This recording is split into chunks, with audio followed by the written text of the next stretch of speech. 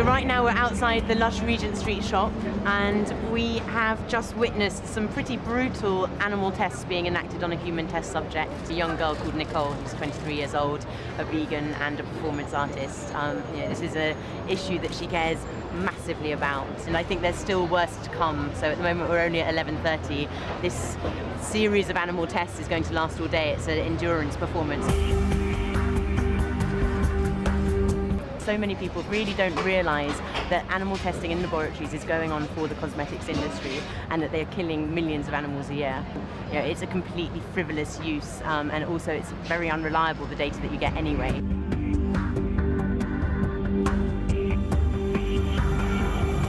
The Cosmetics Directive is a really positive piece of legislation for animals.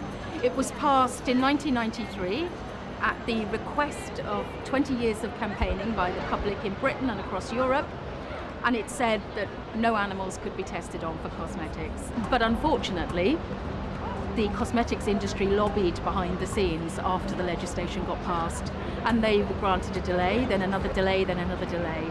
And so far it's been 20 years, and they're currently asking for another 10 years.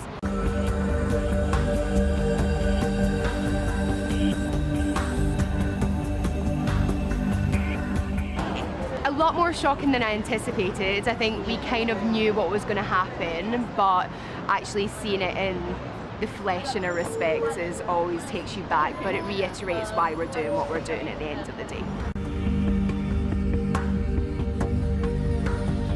We're seeing buses come past and people are watching and looking with complete shock in their eyes and trying to find out what's going on, and then you tell them, and there is just so much sympathy and empathy and hope and desire to kind of sign that petition, and a real desire to see this practice end. Someone pointed out to me, if this were an animal in our window that we were doing this to, we'd have the police down, we'd have the RSPCA down, we'd have all of the animal rights groups up in arms. But the fact that this is something that goes on daily in laboratories across the world without that sort of protest is really telling.